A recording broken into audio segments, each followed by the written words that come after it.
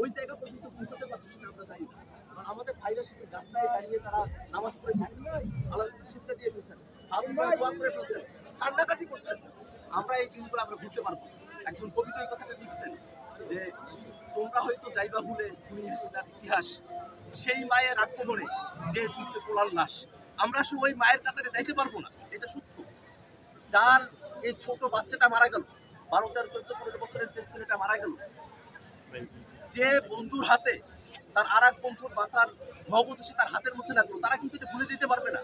আমাদের সাভারের ওই 6 জন ভাই যাদেরকে পুরায় মারা হইলো, তাদের পরিবার এটা কেমন ভুলবে থেকে, এটা আমরা ভুলতে পারবো না। এটা কোনোদিন আমাদেরকে গুলি করে মারা হয়েছে, এরোপ্লেন থেকে গুলি করে মারছে আমাদের ভাইদেরকে, এটা আমরা ভুলতে পারবো না। হাসিনা আমাদের উপরে যে নিপীড়ন করে গেছে, এটা আমরা কোনোদিন ভুলতে পারবো না। হাসিনার নিপীড়ন থেকে আমরা মুক্তি পেয়েছি, আল্লাহর কাছে আমাদের লাখো কোটি শুকরিয়া, আলহামদুলিল্লাহ। আল্লাহ যেন আমাদের উপরে আর জীবনে কোনোদিন এরকম হাসিনার মতো কোনো ফেসিবাদ আমাদের উপরে চাপায় না দেয়। এই জন্য আমরা আল্লাহর কাছে আমরা সবসময় এটা আমরা দোয়া করে যাবো ইনশাআল্লাহ।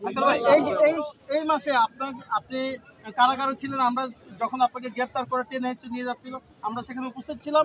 ঠিক এই মাসেই আজকে আপনি স্বাধীন বাংলাদেশে ঘুরছেন, আপনার কেমন লাগছে? আমরা কারাগারের মধ্যে 24 আওয়ার লকআপের মধ্যে ছিলাম, আমাদেরকে কোথাও মুভ করতে দেওয়া হয়নি। যেদিন হাসিনার পতনের খবর আমাদের কাছে পৌঁছালো, আমরা খুব আফসা ভাবে খবরটা পেলাম, আমাদের কাছে কোনো এক্সাক্ট খবর নাই। হঠাৎ করে আমাদের পাশের বিল্ডিং থেকে রব উঠলো, হই হই রই রই খুনি হাসিনা গেলি কই। গোটা জেলখানা ছেয়ে গেছে এই শব্দে, এই স্লোগানে।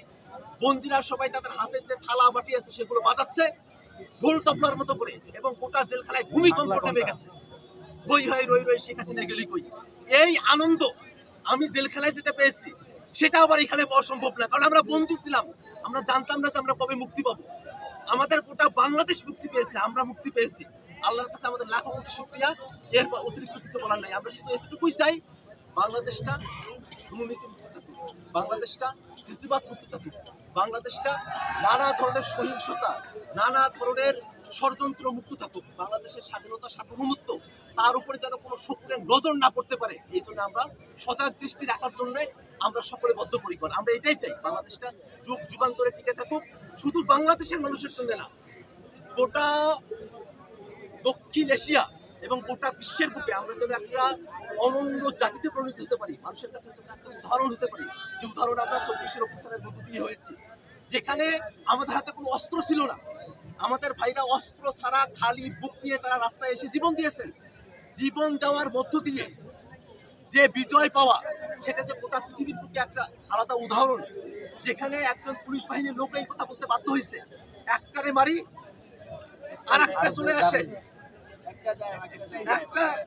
একটা যায় তো তিনটা আসে। যখন এই পরিস্থিতি বাংলাদেশে, এই যে গোটা পৃথিবীর বুকে একটা আলাদা নজির তৈরি করছে, এই নজিরটাকে আমরা যেন আরো ইতিবাচক ভাবে বিশ্বের বুকে আমরা এটাকে দাঁড় করাতে পারি, সেটাই আমাদের প্রত্যাশার জায়গা। আপনাকে অনেক ধন্যবাদ। আসসালামু আলাইকুম।